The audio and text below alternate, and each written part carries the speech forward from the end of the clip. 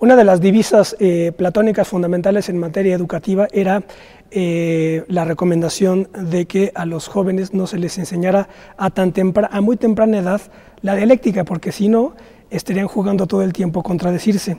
Platón recomendaba que la dialéctica se les enseñara un poco más tardíamente. Con este comentario introduzco el tema que es el del sistema educativo y el modelo educativo de la Ciudad de México, en virtud de que hay dos proyectos muy concretos, que son el Instituto de Educación Media Superior y la Universidad Autónoma de la Ciudad de México, que son proyectos recientes con los que la Ciudad de México y el gobierno de la ciudad está entrando en la discusión y en la creación de instituciones en torno de la educación en el país. Esto es de lo que vamos a hablar hoy. Quédese con nosotros, esto es Plaza de Armas.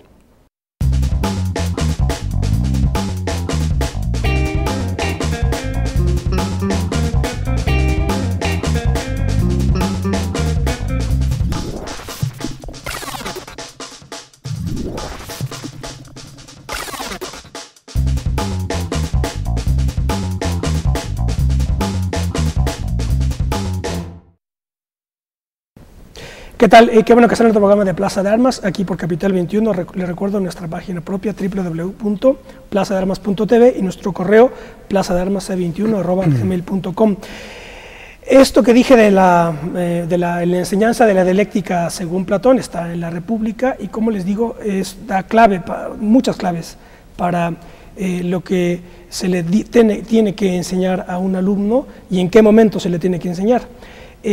Para tratar el tema de hoy tengo un panel muy interesante. Además, colegas todos, saludo en primer lugar a Luz Areli Carrillo. Hola Areli. Hola, ¿qué tal? Areli es profesora de matemáticas en el IEMS, que es el bachillerato de la Ciudad de México, y también en la Facultad de Ciencias de la UNAM. También está Alfonso Vázquez. ¿Qué tal, Alfonso? Hola, ¿qué tal, Ismael? Alfonso, profesor de filosofía en la Facultad de Filosofía y Letras y también de filosofía en el IEMS. Sí. Y a Rafael Morales. ¿Qué tal, Rafael? Hola, Ismael, gracias. Rafael es profesor investigador de ciencia política en la Universidad Autónoma de la Ciudad de México, así que pues tres profesores que conocen, digamos, la entraña, ¿verdad?, de estos dos proyectos con los que, como ya les digo, el gobierno de la Ciudad de México está entrando en la discusión en torno de lo que debe ser la educación en México y las implicaciones de todo esto. ¿Cómo podemos hacer primero un balance histórico de lo que es el IEMS, el Instituto de Educación Media Superior, y también de la UACM? Rápidamente dar dos fechas que son importantes señalarlas. El IEMS es creado en 1997 en el contexto de los gobiernos democráticos, cuando Cuauhtémoc Cárdenas llega al poder encabezando al PRD, llega al gobierno de la Ciudad de México, y la Universidad Autónoma de la Ciudad de México primero no era autónoma, era Universidad de la Ciudad de México, nace en 2001. En 2001. Como organismo descentralizado. Eso, y adquiere autonomía en 2005. Dos instituciones nuevas de los gobiernos democráticos, de los gobiernos de izquierda de la ciudad. ¿Cómo están concebidos? Empecemos por el IEMS y luego ya lo concatenamos con el proyecto de la UACM. Ok, bueno, en primer lugar habría que señalar, como tú lo acabas de mencionar, que el Instituto de Educación Media Superior comienza en el periodo de gobierno de Cuauhtémoc Cárdenas, que se caracteriza por ser el primer gobierno democrático de la Ciudad de México y que representaba una corriente política ideológica alterna a la del Partido Revolucionario Institucional, que durante más de 70 años estuvo, digamos que al frente de la administración pública federal en el país. Y a finales del 98, 99, por ahí, hay una demanda vecinal de los colonos de la delegación de Iztapalapa para que, en lugar de generar reclusorios o darle, digamos, continuidad a centros penitenciarios, se construyan mejor alternativas de educación para que los jóvenes de la zona pudieran, digamos, que inscribirse, involucrarse y tener un acceso, pues, ¿no?, a un nivel superior.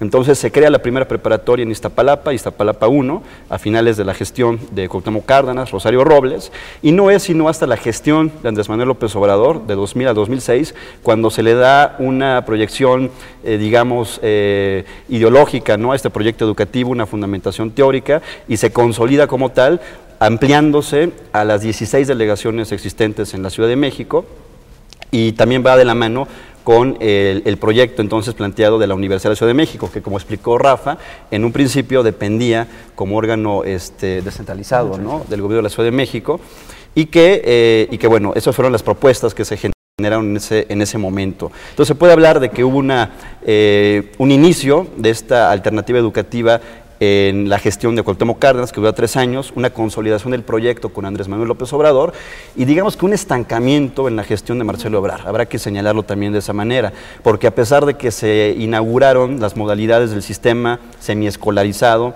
y del sistema de bachillerato a distancia, lo cierto es de que no se brindó de condiciones adecuadas para que los profesores desarrollaran adecuadamente su actividad profesional.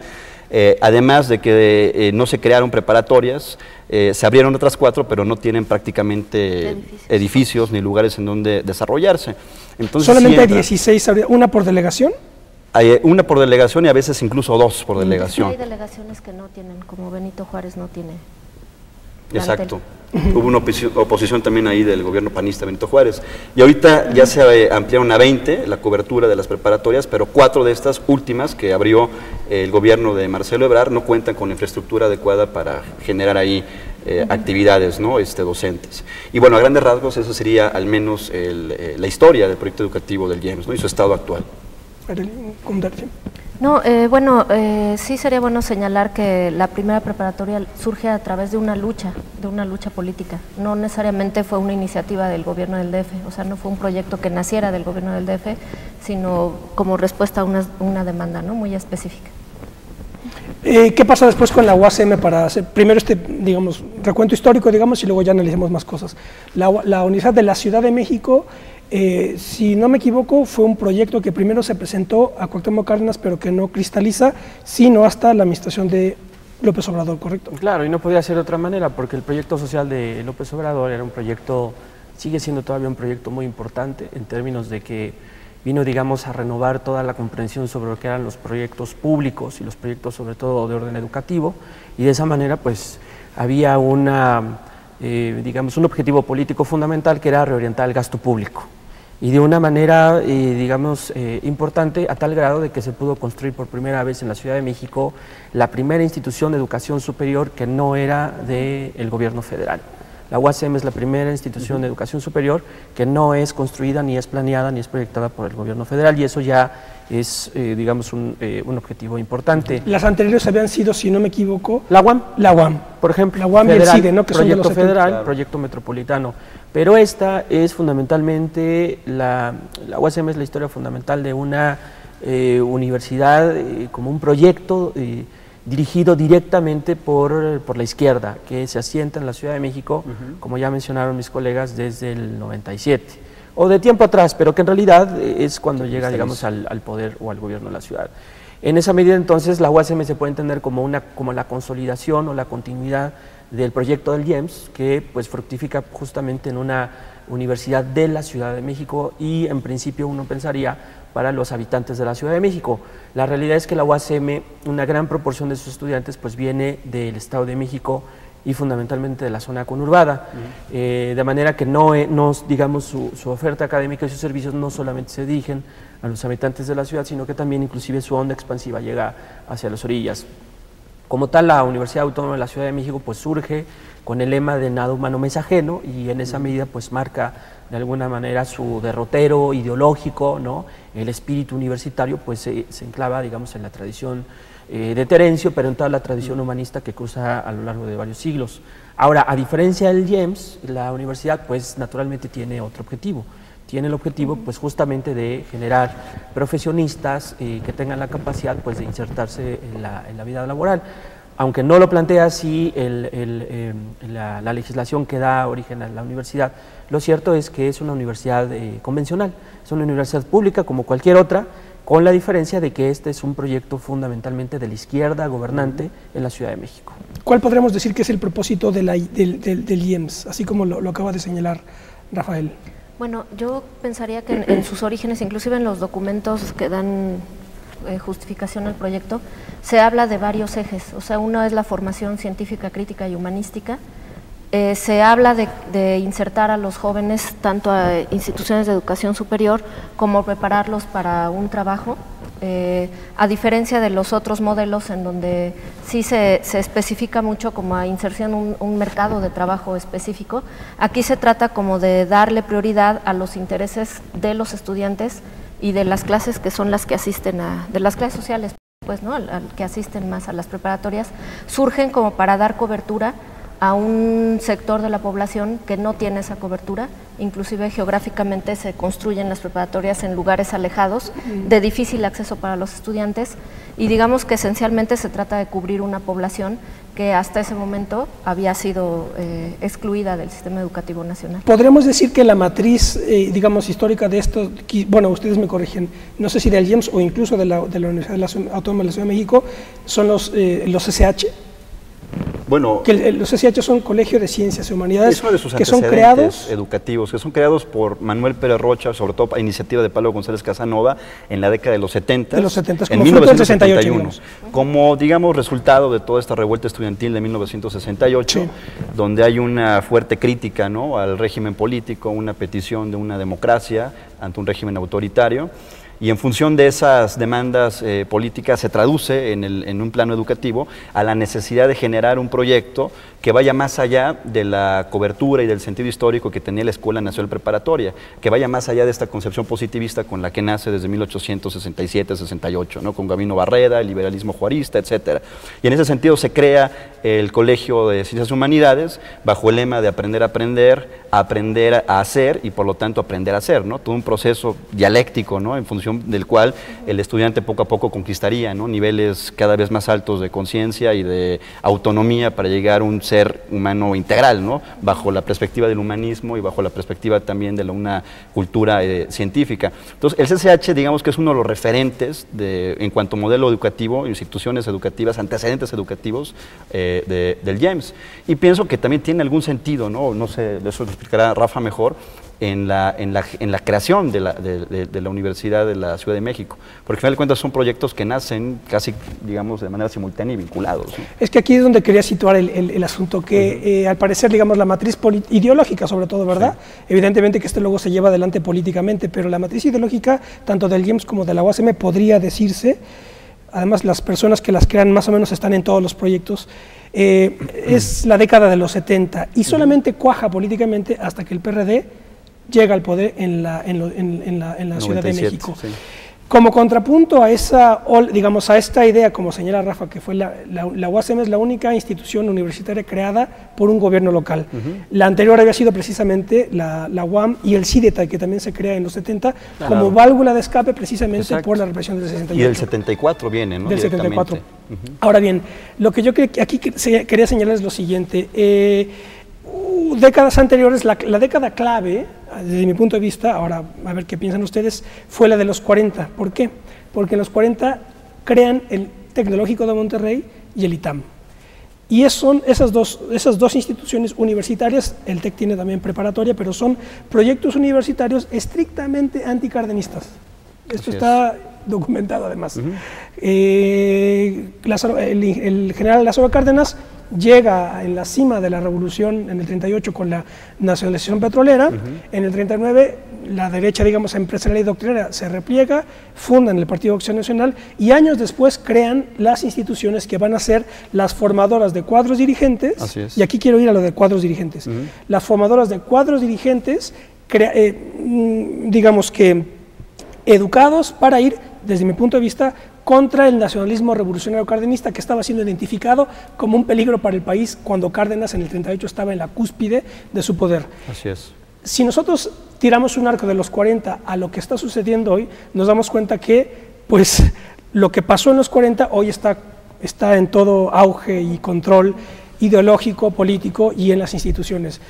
Prácticamente todos los funcionarios de alto nivel de Hacienda o del Banco de México y políticos provienen del ITAM, muchos también seguramente del Tecnológico Monterrey. Entonces, ¿cómo situamos ahí a la oportunidad que están cubriendo el IEMS y la UASM en su capacidad de generar cuadros dirigentes que sean capaces de sustituir a estos otros en ese antagonismo político-ideológico? Bueno, la UASM en algún momento se pensó que iba a ser la formadora o la que iba a generar los cuadros para engrosar las filas del gobierno de la Ciudad de México. Pero con el tiempo la realidad es que hay una corriente interna que rechaza tajantemente que la universidad sirva para generar estos liderazgos políticos que la propia ciudad demanda. Inclusive muy a pesar de que una de las más importantes carreras que tenemos ahí sea la de Ciencia Política y Administración Urbana, Y al decir administración urbana se está pensando que precisamente se generen los profesionales que atiendan los problemas de la ciudad. Pero internamente pues hay una discusión en el sentido de que la universidad no debe servir como un instrumento ni para engrosar a la clase política de la ciudad, ni mucho menos para servir, digamos, para la consolidación de un esquema económico, de economía de libre mercado. Entonces, la pregunta aquí es, ¿y si la universidad no sirve para ninguna de estas cosas? Entonces ¿para qué sirve, no? Claro. Sí, o sea, ¿cuál sería su función? Eso habría que preguntar, ¿no?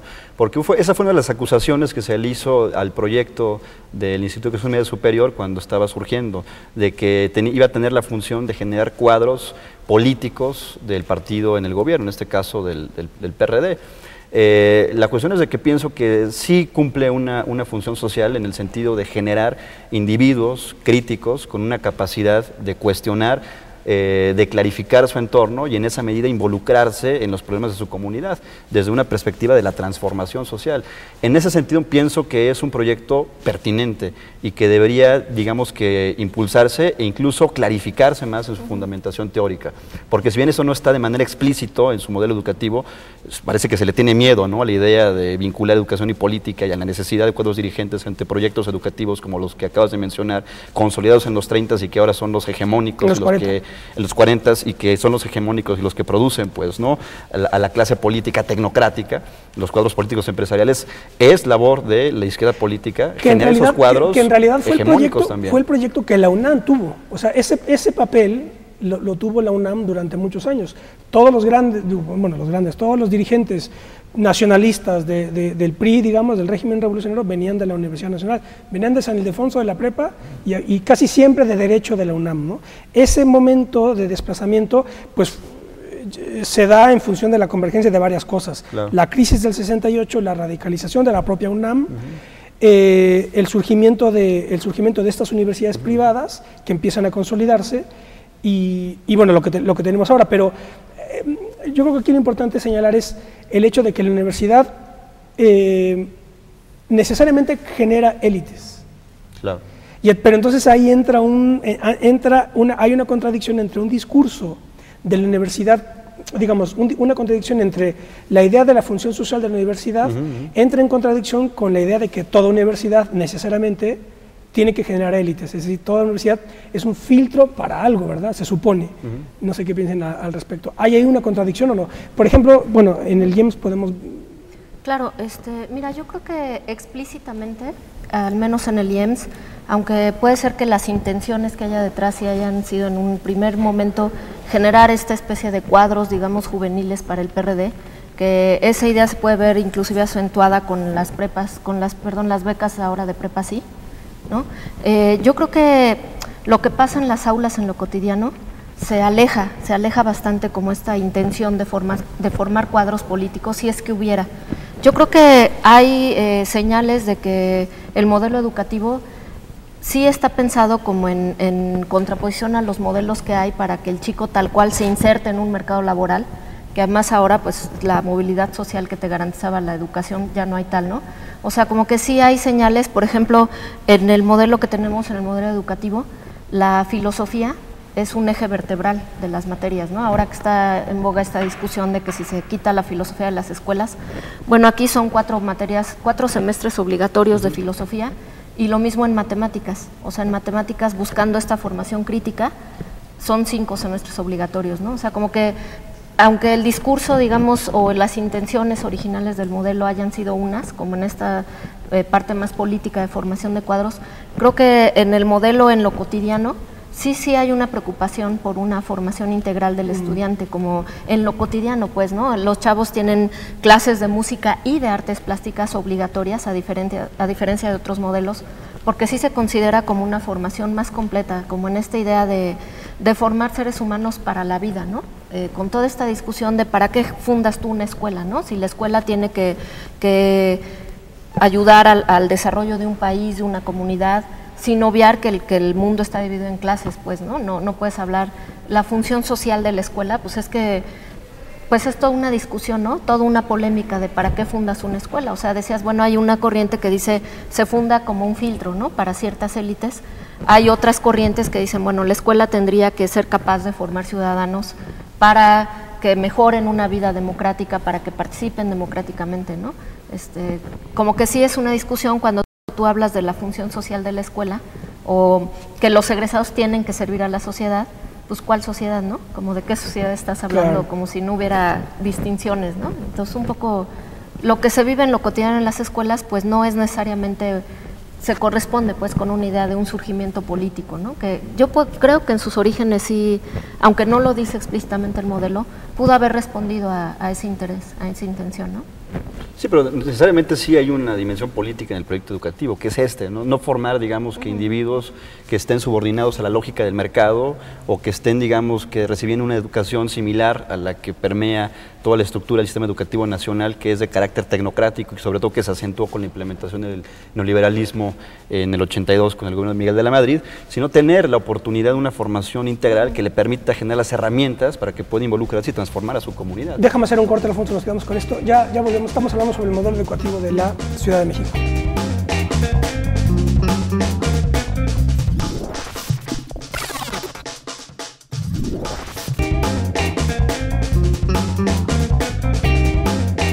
Ya estamos de vuelta a estos programas. Estamos conversando sobre el proyecto educativo de la Ciudad de México, impulsado por el gobierno de la Ciudad de México, y hablábamos de esta relación que hay entre educación y política, y que es, digamos, es imposible entender el surgimiento de este tipo de proyectos al margen de esa conexión, digamos, orgánica. Así, yo pienso que también es imposible comprender todo proyecto educativo al margen de su condición o su dimensión política.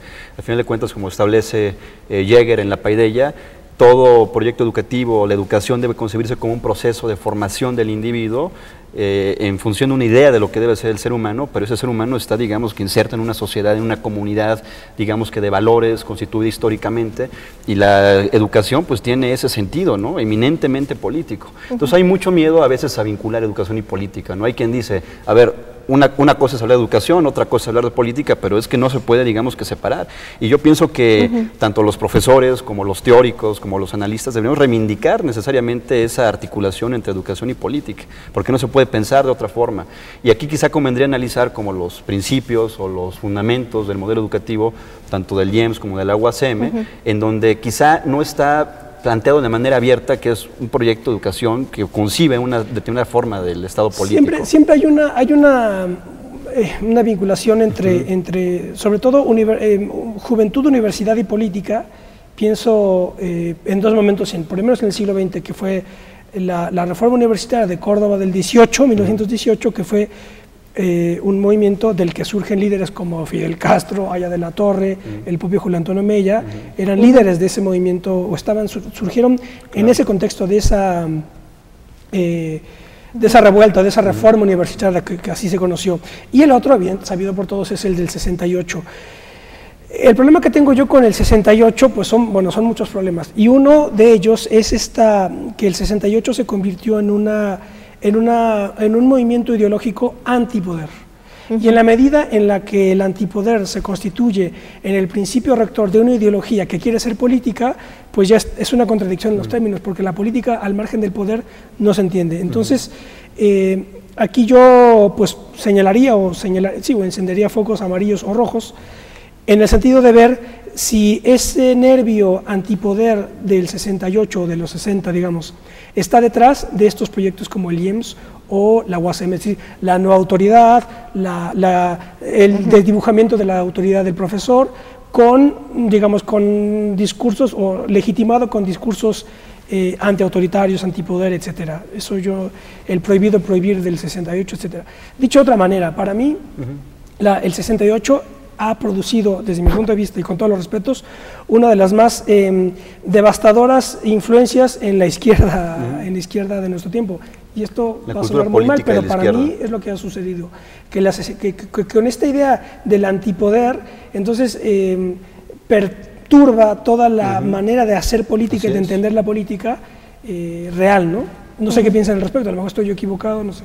Pero a ver, yo creo que ahí, es decir, pensemos en la UACM en 2001. En realidad la UACM yo creo que tiene poco que heredar del 68 de entrada. En realidad la UACM es un punto de confluencia de muchas otras corrientes Inclusive yo creo que el 68 mexicano tiene sus orígenes mucho más atrás, cuando la izquierda realmente se mete a la UNAM, como la emergencia de la clase media producto del desarrollo estabilizador y este periodo económico.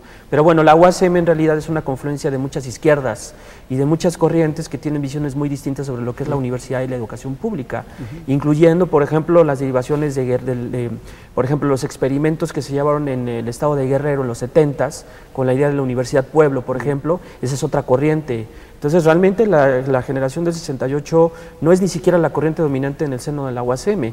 Es más bien, yo diría, el problema de la UASM es más bien una indefinición ideológica muy acusada, que se expresa fundamentalmente en la indefinición de cuestiones tan básicas como qué hacer, por ejemplo, con el periodo propedéutico, que sirve precisamente para poder facilitarle a los estudiantes pues el acceso al modelo y a que lo conozcan, ya que se ajustan a este. Hay una indefinición, no se sabe qué hacer con eso, y esa definición es una muestra del extravío ideológico que hay en la UASM, porque lo que tenemos ahí, el grueso de los académicos que se reputan a sí mismos de izquierda, pues ni siquiera son esa izquierda de los 70s, no es la izquierda del Partido Comunista de los 30s, no podemos decir que sea la izquierda cardenista, en realidad es ahí una suerte de socialdemocracia indefinida, clase mediera, que no termina por saber efectivamente qué hacer con la universidad. Claro. Y eso se refleja precisamente con la ambigüedad de qué entender con universidad política, universidad politizada, porque las universidades en este momento se han politizado todas por un asunto muy elemental. Los rectores el día de hoy tienen que hacer la de gestores del presupuesto, claro. Y no hay ningún rector que no tenga que acercarse a la Cámara de Diputados, al menos en universidades federales, que no tenga que hacer precisamente esa gestión para conseguir más recursos para su propio funcionamiento. El día de hoy todas las universidades del país en su mayoría están quebradas en términos financieros, no tienen ni siquiera para pagar la nómina de los profesores, para pagar aguinaldos, y en realidad quien lleva, digamos, la voz cantante en la repartición del presupuesto pues es la UNAM. En esa medida pues es inevitable que la universidad se politice.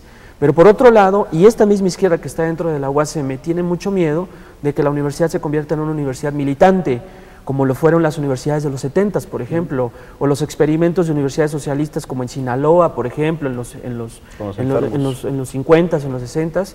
Bueno, hay un miedo también por parte de este sector académico de la universidad, de que la UASM sea justamente una universidad que milite políticamente, pero yo me pregunto, por ejemplo, si esto puede ser inevitable. Si no es inevitable el asunto de la politización vía el presupuesto, ¿cómo lo va a hacer, por ejemplo, que la universidad tenga algún carácter político, precisamente por el origen que tiene, ni más ni menos del gobierno que está en funciones en este momento en la ciudad, ¿no? Así es.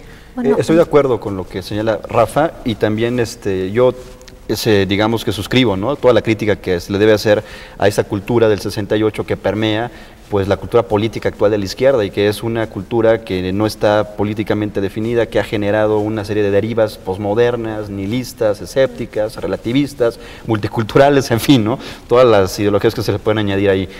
Y pienso que uno de los riesgos podría ser eso que tú mencionas, ¿no?, el desdibujamiento del papel de autoridad del profesor en el salón de clases. Pero por otro lado, el papel mismo del profesor ha cambiado a lo largo de la historia. Aquí, sobre todo, lo que se debe de observar es de que el profesor, ya en una sociedad no compleja como la del siglo XXI, pues lógicamente no debe de ser la última voz, ni tiene que transmitir de manera unilateral, ¿no?, como si fuera un monólogo, el conocimiento, sino generar las condiciones para que los estudiantes vayan construyéndolo a partir de estrategias y a partir del diálogo, de la discusión, del fomento, del análisis, de la lectura. Y pienso que ahí el papel, sobre todo del profesor, que a veces muchos no lo tienen claro en el proyecto educativo del James, y también por lo que dice Rafa en la UASM, deben estar conscientes de la necesaria, digamos que formación política de sus estudiantes. En ese sentido, se debe desde las clases de filosofía política sería fundamental, y esa es una de las críticas que yo le haría al modelo educativo del James, de que no exista como materia obligatoria para el quinto semestre. Pienso que la materia de filosofía política genera los elementos de análisis en los estudiantes para que tengan un acercamiento a conceptos fundamentales de la teoría política, como Estado, la distinción entre Estado y gobierno, principales formas de gobierno, y la necesidad de valorar su existencia, ¿no?, su condición ontológica de estos términos, de estas coordenadas políticas. Es ahí donde pienso que se puede, digamos que, recuperar un nivel abierto, sin que se desdibuje la autoridad del profesor, generar esas estrategias para que ese aprendizaje sea significativo, pero señalar un derrotero de que es necesario plantear, ¿no?, una cultura política, y que a final de cuentas la única forma de cambiar las cosas es a través del poder del Estado, ¿no? sin menoscabo de que se puedan organizar con sus comunidades y también involucrarse en sus problemas. A ver, ahorita volvemos a lo de la autoridad del profesor, sí. Pero tú querías comentar sí, algo. Es que fíjate que me pareciera como que, por un lado está como esta discusión de si en las aulas se vale cuestionar la autoridad del profesor, si nosotros como profesores del IEMS provocamos ese cuestionamiento o nos desdibujamos como una figura de autoridad, cuando siento que esa discusión está a años luz de lo que está realmente sucediendo en las escuelas. O sea, por ejemplo, nosotros tenemos estudiantes que puede resultar hasta desesperante de, oye, tu maestro no te dio clase, ve a exigir que tu maestro te dé clase. O sea, me parece que sí hay una cultura, o sea, por un lado está como todo este empuje de las corrientes, de las nuevas corrientes didácticas, ¿no? En donde el estudiante es el protagonista de su propio aprendizaje, el socioconstructivismo, Vygotsky, ¿no? En donde hay muchos términos, por ejemplo, al menos en matemáticas, que si le llevaron al ser humano construir 19 siglos, pues tú no se lo puedes encargar al chavito de 17 años, 15, oye, dedúceme este término, ¿no? Que a la humanidad le costó tanto tiempo. Creo que las discusiones en el salón de clases son más elementales en términos políticos, o sea, me refiero a que no perdamos de vista que los estudiantes que tenemos, en muchas de esas familias todavía está la figura del maestro, ¿no? O sea, aunque sea desdibujado, lo cierto es que los estudiantes te hablan de usted, todavía hay cierta, como este respeto para el maestro viejo, digamos, ¿no? Y entonces, aunque inclusive, mira, ¿Te refieres al sustrato social al que está dirigido? Sí, ahí tiene presencia la figura del maestro. La figura del maestro viejo, que era el que daba unas clases magistrales, el dueño del conocimiento. Fíjate, eso es interesante, ¿no? O sea que la crítica a la autoridad es pura burguesía, es de la burguesía, Yo ¿no? creo, fíjate, ¿sabes? Porque mira, lo que sucede en los salones de clase, o sea, cuando nosotros llegamos con todas estas estrategias nuevas de aprendizaje cooperativo, método del caso, etcétera. ¿Y esto qué? Sí, ¿no? O sea, inclusive te ven así como, bueno, ¿no me vas a dar clase o qué, no? O sea, ¿por qué el maestro no está al frente en el pizarrón impartiendo su cátedra? ¿Por qué me pide que yo le explique a mis compañeros? O sea, es así como un shock de, por un lado está toda la parte teórica, ¿no? De las nuevas metodologías, las metodologías activas, las formas de evaluar. O sea, algo que yo quiero mencionar, me parece importante, es que en nuestro modelo educativo no tenemos calificaciones numéricas. Lo manejamos más como una idea, esto que decíamos del ingeniero Pérez Rocha, de lo que es la evaluación, como en el sentido de dar valor a algo, ¿no? Entonces, nuestro sistema de evaluación inclusive es, mira, te falta para cubrir los objetivos estas habilidades, te quedaste aquí, esto lo hiciste bien, etcétera. Entonces, cuando los chicos llegan o sea, toma en cuenta que vienen formados de manera tradicional, desde la primaria y la secundaria, con un modelo, digamos, del gobierno federal que ya está clavado en competencias, etcétera, etcétera, llegan a nuestro modelo y te dicen, bueno, pero ¿qué? Me saqué 6, me saqué 8, me saqué... Como esta idea que manejaba Giraud de que dentro mismo de la escuela se tienen que legitimar las relaciones de poder, se tiene que legitimar que el esfuerzo individual pesa más por sobre el colectivo, que solamente tú eres responsable de tu aprendizaje y que el de tus compañeros no importa. Entonces, cuando tú dentro de estas corrientes nuevas, ¿no? Nuevas entre comillas, pues, ¿no? Del socioconstructivismo, de César Cole, etcétera, inclusive tratas de hacerlo en el salón, sí hay una resistencia. Ya deja tú de nuestros propios profesores formados en una metodología tradicional, sino de los estudiantes que te están pidiendo, dame clases porque tú eres el maestro, o sea, tú dame, como toda esa vieja lógica, ¿no? Entonces, creo que esta idea de que si... O sea, obviamente se vale hablar de política, yo creo que se debe hablar de política, yo creo que los profesores tienen la obligación de llevar las discusiones de política a sus aulas, ¿no? Que suena así como el diablo, ¿no? O sea, como que hay muchos profesores que dicen, no, pero eso es política, eso no, la biología no tiene que ver con la política, las matemáticas, etcétera. Creo que estamos muy, muy alejados, inclusive como a lo que los estudiantes mismos están esperando de una escuela, ¿no? Entonces, decía, por ejemplo, esto de las calificaciones numéricas, que tú le expliques al chico, es que mira, lo que se te va a evaluar es cómo vas en el proceso y no solo un resultado, es algo que para el chavo es así como... Pero bueno, sí, ok, pero ¿qué saco, no? O sea, sí, ya me dijiste lo que me falta, lo que tengo que desarrollar. ¿Pero cuál es la calificación? Pero ¿qué le digo a mis papás, no? Que voy bien o voy mal.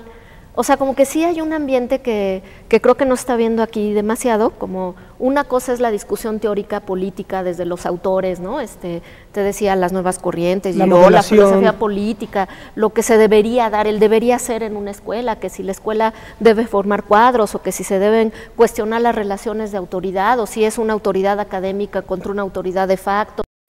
Todas estas discusiones que por son supuesto, otra cosa en la realidad. En el aula, tú te encuentras con chavos que vienen formados de una enseñanza tradicional que sí te están no solo pidiendo, exigiendo, dame clase tú a mí, ¿no? O sea, tú dame a mí el conocimiento. O sea, creo que está alejada todavía esa discusión, lo cual no quiere decir que no esté yo a favor de que se lleve, ¿eh? Yo creo que, como decía Alfonso, se contrapone, ¿no? Finalmente, ¿no? Claro, o sea, los primeros que tendríamos que estar formados en política y conscientes de nuestra labor como reproductores de estas relaciones de poder, tendríamos que ser los profesores. Y creo que también en ese sentido, la formación política de los profesores, al menos en el IEMS, pues es, digamos, por lo menos dispar, ¿no? Sí. A ver, Rafael, sobre la autoridad del profesor y esta... Pues qué bueno que tocaron ese tema, porque leyendo toda la filosofía del ingeniero Manuel Pérez Rocha, que fue el fundador de la universidad, pues me queda perfectamente claro que el espíritu, digamos, de la UACM es reducir al máximo las relaciones de poder entre el alumno y el profesor.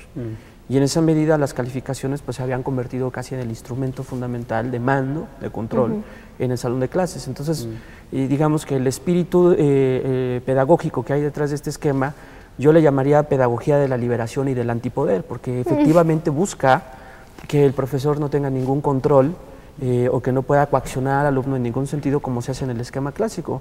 Yo creo que la Universidad Autónoma de la Ciudad de México tiene entre sus principales virtudes la de proponer este nuevo modelo pedagógico. Me parece que es muy ambicioso y se le ha reconocido en el medio académico como su principal atractivo. Yo creo que es correcto.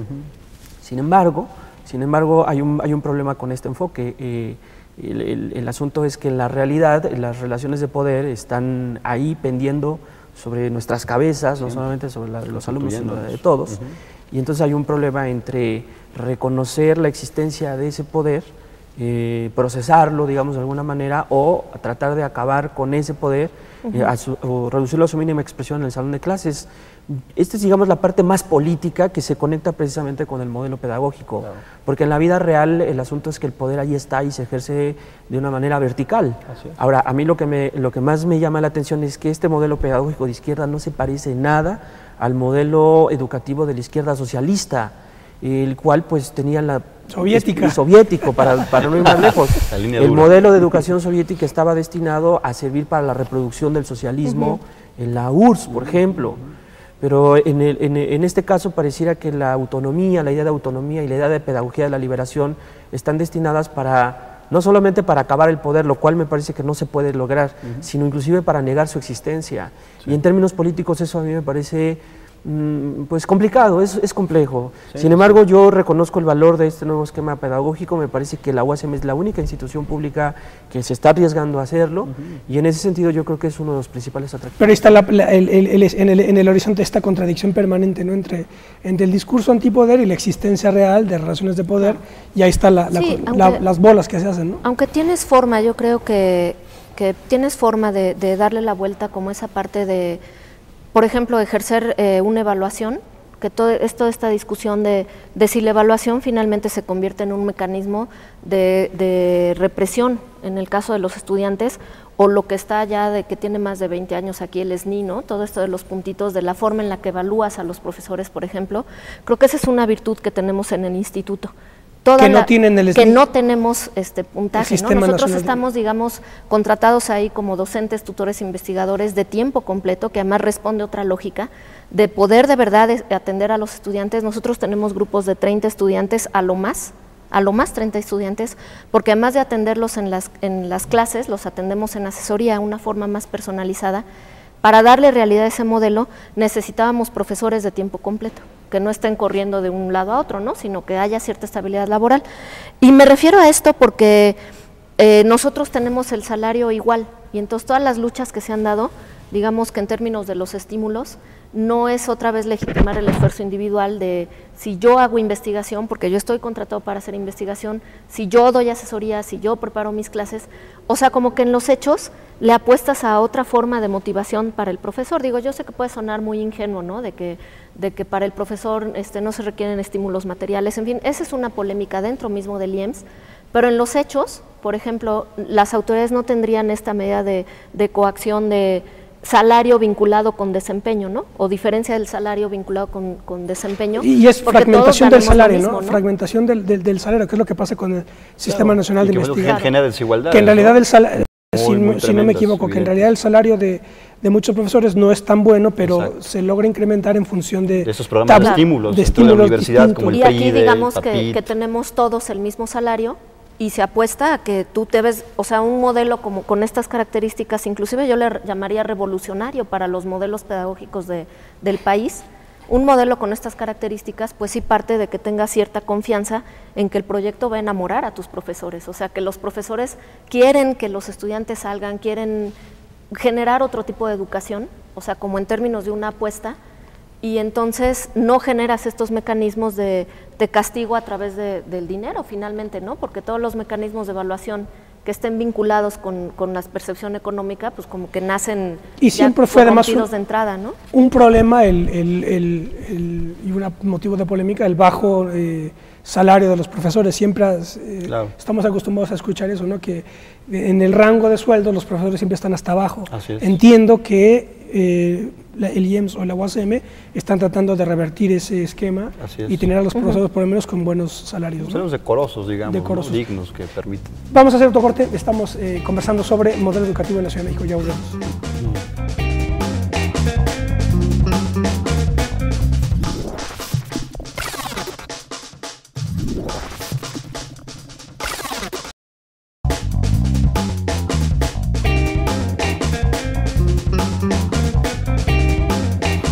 Ya volvemos, estamos hablando sobre el modelo educativo de la Ciudad de México, cuál es su pasado recientísimo, que son proyectos muy recientes, que cristalizan con los gobiernos democráticos en la Ciudad de México, y cuál puede ser su futuro. Porque precisamente el futuro en el futuro está, digamos, la contradicción entre el hecho de que el modelo educativo está manejado a escala nacional y, por ejemplo, en la Ciudad de México, que se crea una Secretaría de Educación, no sé si esta se crea con Cárdenas, con López Obrador o con Marcelo. Con López Obrador se crea la Secretaría de Educación.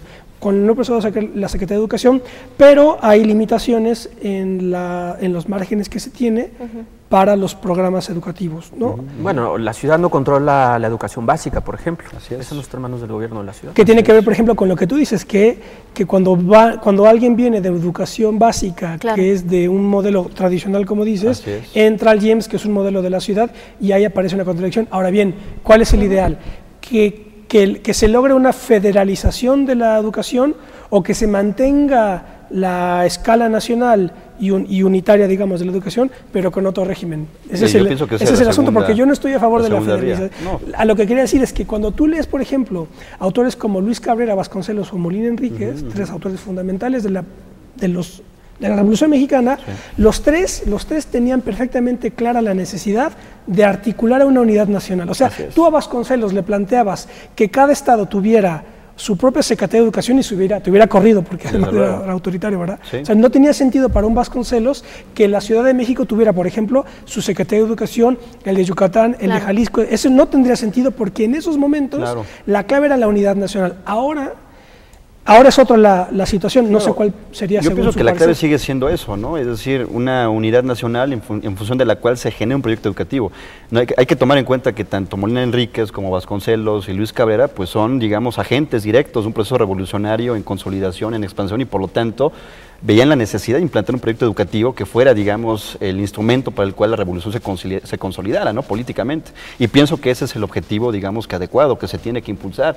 Es decir, ante un proyecto educativo, digamos, que se ha implantado, ¿no? Desde el 82 hasta la fecha, basado en un modelo de competencias, con una tendencia claramente tecnocrática, donde reduce la población, digamos, a un nivel y a una función específica en el proceso social, que es la de integrarse de manera subordinada al mercado laboral, pero en función de subempleados, es necesario transformar ese proyecto educativo para que se implante a nivel nacional, manteniéndose la unidad, pues, ¿no? Nacional del Estado.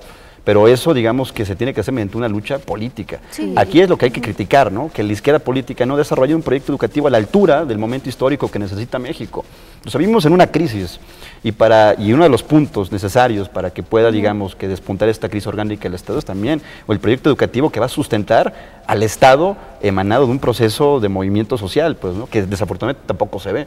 Entonces yo estoy de acuerdo con la segunda vía, la federalización y la promoción de las autonomías, digamos, no es digamos, el escenario óptimo.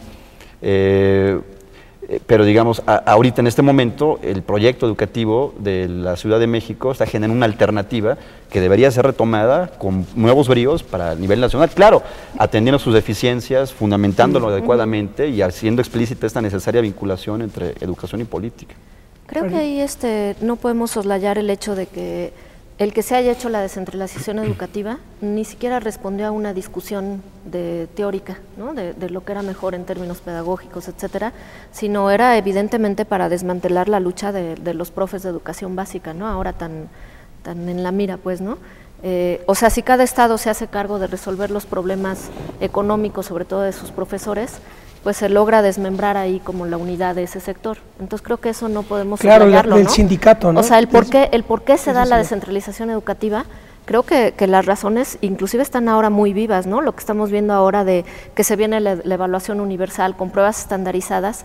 Estoy hablando a los profesores de educación básica, ¿no? Que a partir de la ACE que firman Gordillo y Elbester Gordillo y Calderón, ¿no? Sí están, yo siento, muy en la mira los profesores. Cuando yo hablaba de que, bueno, cómo vienen formados los estudiantes, por supuesto no estoy culpando a los compañeros profesores de educación básica, que yo entiendo que sean unas condiciones muy malas, pues, ¿no? Para desempeñar su trabajo, muy cuestionados por toda la sociedad, muy castigados en términos salariales, ¿no? O sea, creo que no hay que perder de vista esta parte, ¿no? Que una unidad no es solo a través de un proyecto educativo con una intencionalidad política. Creo que debe ir más allá, ¿no? O sea, la propuesta debe ir no solo en términos educativos, de las corrientes pedagógicas, una lucha teórica, sino también una lucha económica que vincule a todos los sectores finalmente involucrados en la educación, en todo el sistema educativo nacional. O sea, que se pudiera, esto que decíamos, ¿no? Generar un proyecto educativo nacional con otras características distintas al que está planteado el gobierno federal ahora, que pudiera ser desde preescolar hasta universidad, bajo otra lógica, ¿no? Inclusive otra idea del individuo, de para qué quieres un individuo. Y es que hay el asunto, es que hay un enroque poderosísimo que es el del poder del régimen, bueno, no el poder del régimen, más bien dicho de otra manera, el papel que juega el sindicato de maestros y el líder de turno de ese sindicato, ahora el Elbester Gordillo, dentro del régimen político, y ahí es un poco, me parece, donde está el problema de la federalización o descentralización educativa, que siempre el sindicato tiene una fuerza tremenda que fácilmente no se resuelve, ¿no? No sé qué... Sí, bueno, ese es un tema que podríamos llamarlo así y que se resuelve con una decisión administrativa. Todo proyecto de nación que tenga aspiraciones de perdurar en el tiempo tiene que estar centralizado, por ejemplo. Y creo que esa es una decisión que se puede tomar en una coyuntura específica. Ahora, a mí lo que me preocupa básicamente es el problema de la mercantilización de la educación en México. Es decir, el gobierno ha alentado la privatización de la educación a través fundamentalmente de una serie, digamos, de lineamientos o ideas provenientes, por ejemplo, del Banco Mundial. Y decir esto en televisión, evidentemente, me obligaría a mí a decir, bueno, ¿y dónde están esos documentos? Bueno, para la teleaudiencia que los quiera consultar, están disponibles en la página del Banco Mundial y son todos aquellos documentos que terminan por justificar la necesidad de achicar el espacio de acción de la educación pública. En esa medida en México, por ejemplo, tenemos la emergencia de un mercado negro, por así decirlo, de universidades de baja calidad, de universidades privadas, sobre todo de educación media, media superior y educación superior. Y las becas, ¿no? Para los estudiantes. A través, por ejemplo, de una generosa proporción de becas, precisamente para que los estudiantes vayan a engrosar las filas de las universidades privadas, esto en detrimento desde luego de la educación pública. Entonces, pues es toda una campaña orquestada en contra de no solamente de la educación pública, sino de la acción pública misma. La campaña está enderezada inclusive en contra de la UNAM, porque se cree el día de hoy, y esto se promueve desde el gobierno, de que la educación pública en sí misma es de baja calidad y por lo tanto las familias tendrían que hacer un gran esfuerzo para tratar de ahorrar lo suficiente, porque solo pagando una educación privada es como se puede garantizar la incorporación de los hijos, en este caso, al mercado laboral, lo cual desde ningún punto de vista es cierto, porque el mercado laboral en México está tan segmentado que es difícil que alguien que estudie en una escuela pública o privada pueda conseguir empleo. Eso ya no importa el día de hoy, pero forma parte del argumento general con el cual se busca mercantilizar a la educación, o lo que se conoce en Estados Unidos dentro de los debates de la educación superior como capitalismo académico, que en Estados Unidos es una discusión ya que lleva muchos años, pero que en México pues tímidamente se va avanzando sobre esta, ¿no? Sí, la idea de educación, si la educación es un servicio, si la educación es un producto o la educación es un derecho, ¿no? En todo en el contexto de los derechos, pues, ¿no?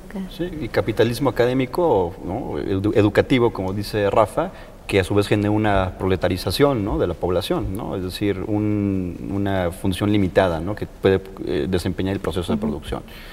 Entonces, bueno, pues ahí hay un problema, y yo pienso que sí es necesario la articulación de un proyecto educativo nacional desde todos los niveles, y eso es tarea de los intelectuales, ¿no?, para la organización de la cultura, como dijera Gramsci en sus propias palabras. ¿Hay algún otro estado de la República que tenga un esquema como el que tiene la Ciudad de México? No. Bajo el modelo educativo que nosotros tenemos, no, somos los únicos que lo manejamos. De hecho es raro porque en el auge del autoritarismo mexicano fue justamente donde se llevaron a cabo los experimentos educativos más revolucionarios. Yo mencionaba el caso de la Universidad de Sinaloa, con el rosarismo y este movimiento, o el proyecto que inclusive encabezó el ahora profesor de la UACM, Enrique González Ruiz, en Guerrero, con la Universidad Pueblo, que finalmente fue un proyecto malogrado, ¿no? ¿Y que está vinculada con la guerrilla de Lucio Cabañas? Se le vinculó, yo no sé si en el fondo haya existido esta relación, pero parece ser que el día de hoy hay menos campo para hacer este tipo, digamos, de propuestas innovadoras, ¿no? Y bueno, y sobre lo que decías también, Ismael, del papel que desempeñan poderes fácticos como el Sindicato Nacional de Trabajos de la Educación, que encabeza el Aster Gordillo, no solamente es el único obstáculo para generar esa centralización educativa y esta reformulación o replanteamiento del proyecto educativo, también obedece a decisiones, como señala Rafael, de carácter de cálculo político en el GDF, ¿no? Muchas veces porque no quieren hacerse cargo por la erogación de recursos que se tiene que hacer la federación, prefieren que se mantenga en un estado de ambigüedad el control, ¿no?, directo de la educación básica, ¿no? Entonces, no solamente interviene ahí los poderes fácticos como el sindicato, también intervienen las decisiones que se toman en función de cálculos políticos de las propias administraciones y sobre todo la prioridad de sus propias agendas de gobierno. Se le da prioridad a la construcción de obras públicas o se le da una prioridad a la educación y por lo tanto al impulso, ¿no?, de proyectos educativos y mejores condiciones para que se lleven a cabo sus infraestructuras. Entonces todo eso también debemos que tomarlo en cuenta, ¿no? Y que bueno, la situación es sumamente compleja, ¿no?, como podemos aquí señalar. ¿Cuál es el futuro, si es que se puede hablar de eso, para ustedes rápidamente? Pues yo creo que consolidar el modelo educativo, porque bueno, evidentemente no podemos cerrar los ojos a que tenemos problemas en la misma institución, problemas de funcionamiento, de gestión, de falta de evaluación de todos los actores, de democratización, ¿no?